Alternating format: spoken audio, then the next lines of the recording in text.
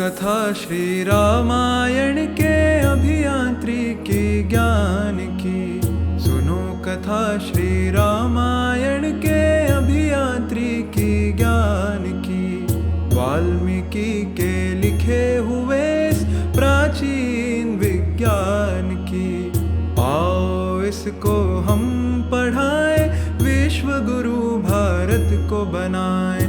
रखे सहेज धरोहर को, ज्ञान भी दे संसार को।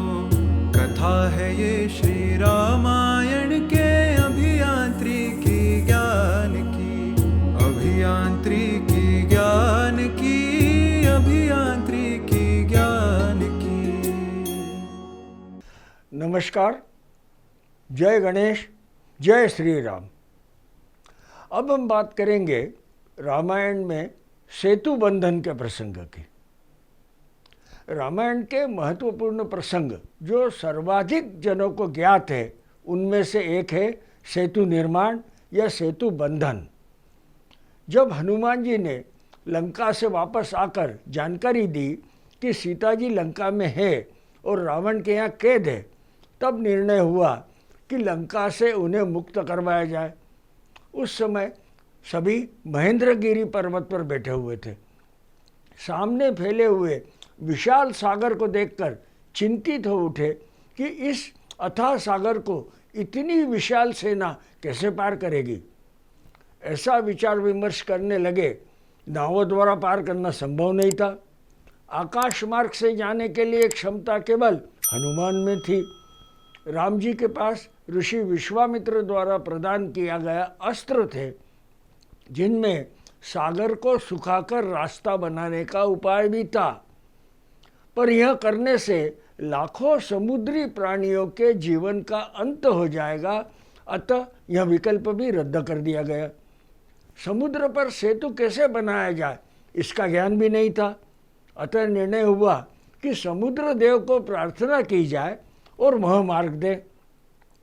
श्री राम ने सागर की पूजा करके प्रार्थना की कि वह सेना को जाने के लिए मार्ग दे। प्रार्थना और पूजा निरंतर चल रही थी, परंतु 3 दिन बीत जाने पर भी सागर ने मार्ग नहीं दिया। तो श्री राम ने अंतिम उपाय के रूप में अपना धनुष्य उठाया और सागर को सुखाने के लिए तैयार हुए। उनकी इस मंशा का ज्ञान होते ही सागर देव स्वयं प्रकट हुए और श्री राम से ऐसा न करने की विनती की, क्योंकि ऐसा करने से समस्त समुद्र जीव नष्ट हो जाएंगे। सागर ने यह भी कहा कि वह अपना कर्तव्य और धर्म निभा रहे और उनका धर्म है उनके आश्रय जीने वाले सभी प्राणी मात्र की रक्षा करना।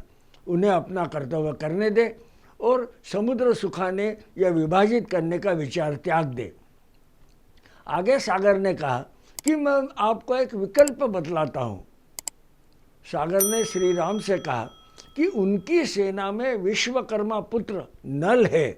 उन्हें सेतु निर्माण कला का पूर्ण ज्ञान है, जो उन्होंने विश्वकर्मा से पाया है। अतः यह कार्य उन्हें सौंपा जाए, वह सेतु निर्माण कर देंगे। इससे मुझे भी कोई परेशानी नहीं होगी और समुद्री प्राणियों की भी हानि नहीं होगी। इस पर नल ने श्री राम से कहा कि भगवान, मुझे सेतु निर्माण का पूरा ज्ञान है, जो मेरे पिता ने मुझे दिया था, अतः मैं सेतु निर्माण कर सकता हूँ। परंतु मुझे श्राप होने के कारण यह विशेषता मैं स्वयं होकर नहीं कह सकता था, इस कारण मैं मौन रहा। अतः श्री राम ने नल से सेतु निर्माण का कार्य प्रारंभ करने के लिए कहा और पूरी सेना को नल द्वारा बताए गए अनुसार कार्य करने का निर्देश दिया।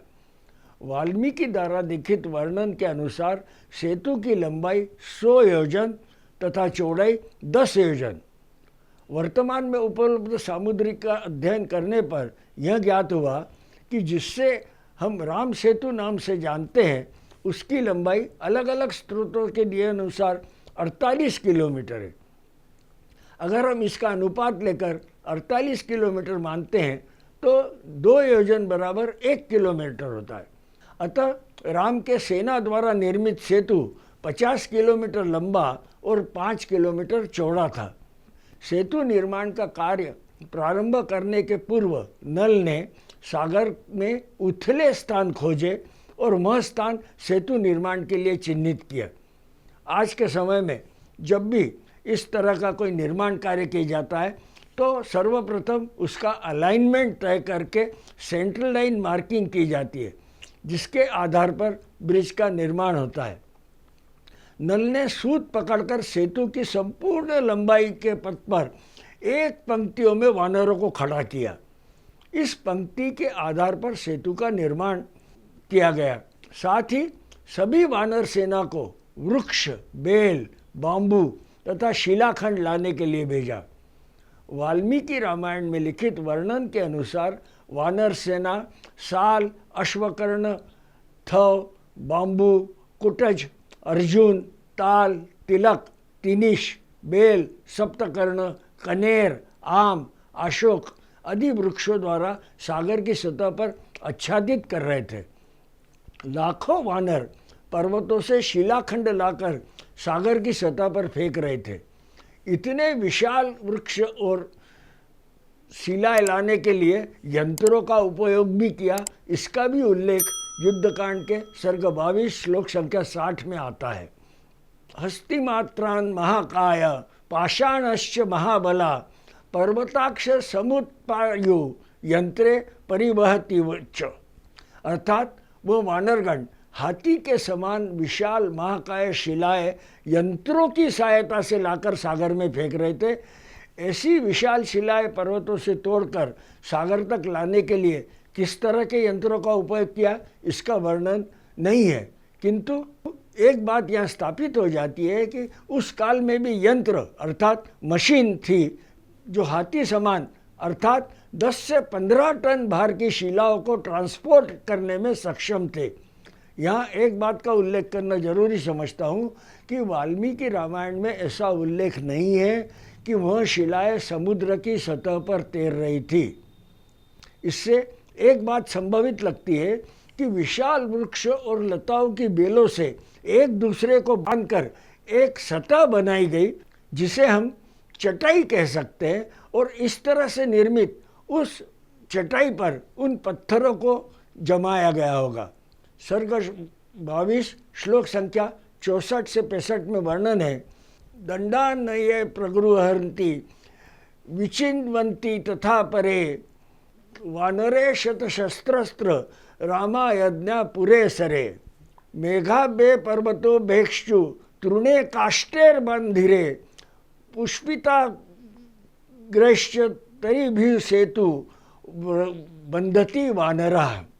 अर्थात यहाँ एक और बात का वर्णन है कि एक बार सूत पकड़े जाने पर वानरगण भिन्न भिन्न समूह में अलग अलग स्थानों पर सेतु बंधन का कार्य कर रहे थे। जैसे आजकल जब लंबा हाईवे बनाना होता है तो अलाइनमेंट निश्चित होने के उपरांत अलग अलग स्थानों पर एक साथ कार्य किया जाता हो, ठीक उस प्रकार यह सेतु का कार्य किया जा रहा था। लाखों की संख्या में कार्यरत वानरों ने उत्साह और उमंग के साथ पहले दिन 14 योजन अर्थात लगभग 5.5 किलोमीटर सेतु निर्माण किया। एक बार काम ने गति पकड़ ली तो दूसरे दिन 20 योजन अर्थात 8 किलोमीटर, तीसरे दिन 21 योजन अर्थात लगभग 8.5 किलोमीटर तथा चौथे दिन 22 किलोमीटर। इस तरह से 100 योजन 48 किलोमीटर लंबा सेतु 5 दिन में बनकर तैयार हो गया। यहाँ अगर हम तुलनात्मक देखें तो अभी कुछ दिनों पूर्व मुंबई के सागर में उद्घाटन किया गया सागर सेतु, जो अटल सेतु के नाम से जाना जाता है, 21 किलोमीटर लंबा है और वह बनाने में 5 वर्ष का समय लगा है। एक बात का उल्लेख करना और उचित मानता हूँ कि वाल्मीकि रामायण में गिलेरी के प्रसंग का किस्सा नहीं है। अब यहाँ वाल्मीकि रामायण में दिए गए सेतु बंधन के बारे में युद्धकांड के सर्ग 21 श्लोक संख्या 1 से 35 और सर्ग 22 श्लोक संख्या 1 से 89 आपकी जानकारी के लिए यहाँ प्रस्तुत कर रहा हूँ। उसके बाद कुक्षी स्थान को जला दिया गया। तब नदियों के स्वामी समुद्र ने सभी शास्त्रों के ज्ञाता राघव से कहा, हे सौम्य, आपकी सेना में नल नाम का एक तेजस्वी वानर है जो वास्तव में विश्वकर्मा का पुत्र है। उसके पिता ने यह वरदान दिया है कि तुम भी मेरी तरह सभी कलाओं में निपुण होंगे। भगवान, आप इस ब्रह्मांड के निर्माता हैं। इस नल के हृदय में हमारे लिए बहुत प्रेम है। यह महान उत्साही बंदर अपने पिता की तरह शिल्पकला में सक्षम है, इसलिए इसे मेरे ऊपर पुल बनाने दे। ऐसा कहकर समुद्र देव अदृश्य हो गए। तब कपिश्रेष्ठ नल ने भगवान श्री राम से कहा, प्रभो, सागर देव ने ठीक कहा है। मैं अपने पिता से प्राप्त ज्ञान और शक्ति से इस समुद्र पर सेतु निर्माण कर सकता हूँ। मेरा मानना है कि मनुष्य के लिए संसार में सबसे अधिक लाभकारी आचरण कृतज्ञों के प्रति दंडात्मक नीति अपनाना है। ऐसे लोगों के प्रति क्षमा, सांत्वना और दान की प्रथा लानत है। इस उच्छृंखल सागर को राजा सगर के पुत्रों ने ही विकसित किया था। फिर यह कृतज्ञता नहीं, अपितु दंड के भय से सेतु बंधन का मार्ग दिखा रहा है। मंदराचल पर विश्वकर्मा ने मेरी माँ को यह वर दिया था कि देवी, तुम्हारे गर्भ से मेरे जैसा पुत्र उत्पन्न होगा। इस प्रकार विश्वकर्मा का औरस पुत्र हूँ और शिल्पकला में उन्हीं के समान हूँ। आज इस समुद्र ने मुझे यह सब बातें याद दिला दिए। समुद्र ने जो कुछ भी कहा वह ठीक है। मैं बिना पूछे तुम्हें अपने गुण नहीं बता सकता था, इसलिए अब तक चुप रहा। मैं समुद्र पर पुल बनाने के लिए सक्षम हूँ, इसलिए सभी वानरगण आज ही पुल बनाना शुरू कर दे। फिर जब भगवान श्री राम के भेजने पर लाखों बड़े वानर हर्ष और उत्साह से भरकर सर्वत्र उछल-कूद करने लगे और विशाल वन में प्रवेश कर गए। वह पर्वत समान विशाल काय वानर शिरोमणि पर्वत शिखर और वृक्षों को तोड़कर समुद्र तक खींच कर लाने लगे। ये साल, अश्वकर्ण, धव, बंबू, कुटज, अर्जुन, ताल, तिलक, तिनिमश, बेल, सप्तकर्ण, फूलों वाले कनेर, आम्र और अशोक जैसे वृक्षों को भी समुद्र में ढकेलने लगे। वे वानर वहाँ के वृक्षों को उखाड़ रहे थे और जड़ के ऊपर से काट रहे थे। ऊंचे ऊंचे पेड़ इंद्रध्वजा की तरह उठाए जा रहे थे। ताड़ के पेड़, अनार के पेड़, नारियल और बहेरा के पेड़, करी, बकुला और कड़वे नींबू के पेड़ भी इधर से काटे गए। महाकाय महाबला वानर हाथी जैसी विशाल चट्टानों और पहाड़ों को उखाड़कर समुद्र तट पर यंत्रों के माध्यम से लाते थे। हस्तिमात्रा महाकाया पाषाणस्य महाबला पर्वताश्च समुत्पाट्य यंत्रे परिबंतची। पत्थर फेंके जाने के कारण समुद्र का पानी अचानक आकाश की तरफ उछल रहा था और नीचे आ रहा था। उन वानरों ने समुद्र में चारों ओर पत्थर फेंककर हलचल मचा दी।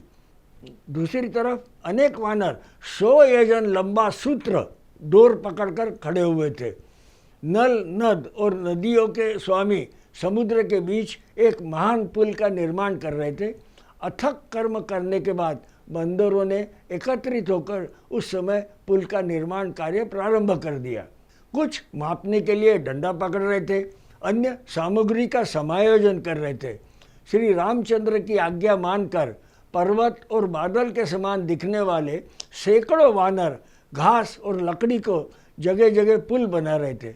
ये बंदर उन पेड़ों पर पुल बना रहे थे जिनका अग्रभाग फूलों से ढका हुआ था। पर्वत सदृश, पर्वत श्रृंगों और पर्वत शिखर वाले सब दिशाओं में दौड़ने वाले वानर राक्षसों के समान जान पड़ते थे। उस समय समुद्र में चट्टानों और पर्वतों के गिरने से बड़ी भयंकर ध्वनि होती थी। हाथी जैसे विशाल वानर बड़े उत्साह और तेजी से काम में लगे हुए थे। पहले दिन उन्होंने 14 योजन लंबा पुल बनाया। फिर अगले दिन बलशाली शरीर वाले वाहन वानरों ने तेजी से काम करते हुए 20 योजन लंबा पुल बनाया। तीसरे दिन काम में व्यस्त दैत्य कपिनी ने समुद्र पर 21 योजन लंबा पुल बनाया। चौथे दिन बड़ी तेज और तेज तर्रार वानरों ने 22 योजन लंबा पुल बनाया। साथ ही 5वें दिन उन वानर वीरों ने शीघ्रता से सुवेल पर्वत के निकट 23 योजन लंबा पुल बना डाला। इस प्रकार विश्वकर्मा के पराक्रमी पुत्र कांतिमान कपिश्रेष्ठ नल ने समुद्र में 100 योजन लंबा पुल बनाया। इस कार्य में वह अपने पिता के समान ही प्रतिभाशाली थे। मकारालय समुद्र में नल द्वारा बनाया गया सुंदर एवं मनोहर पुल स्वातिपथ छायापथ के समान आकाश को सुशोभित कर रहा था। उस समय देवता, गंधर्व, सिद्ध, महर्षि उस अद्भुत कार्य को देखने के लिए आकाश में आकर खड़े हो गए थे। देवता और गंधर्वों ने नल द्वारा बनाया गया पुल देखा, जो 100 योजन लंबा और 10 योजन चौड़ा था, जिसे बनाना बहुत कठिन कार्य था।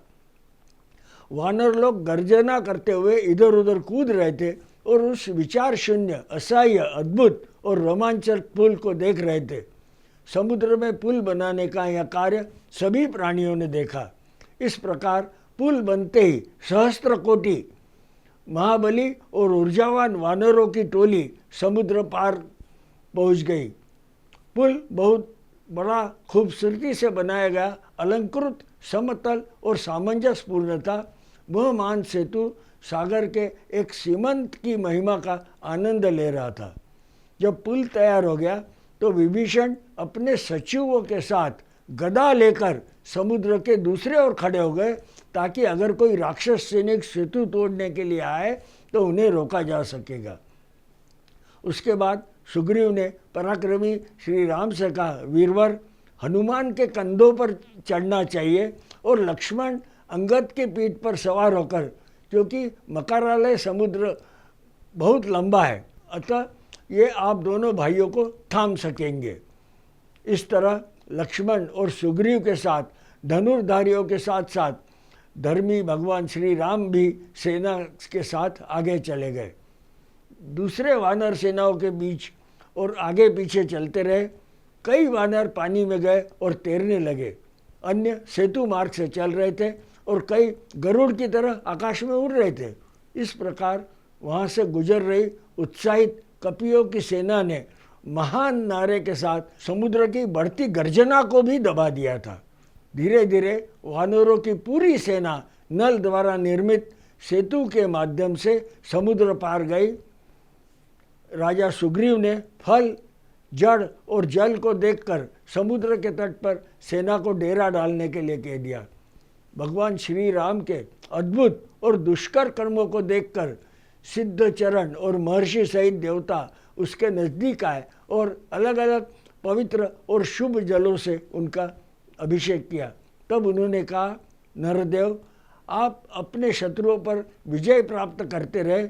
इस तरह उन्होंने शाही सम्मान श्री राम को तरह तरह के शुभ वचनों से बधाई दी। इस प्रकार श्री वाल्मीकि द्वारा रचित अर्थ रामायण आदि काव्य में युद्धकांड का 22वां सर्ग पूर्ण हुआ। जय श्री राम। धन्यवाद।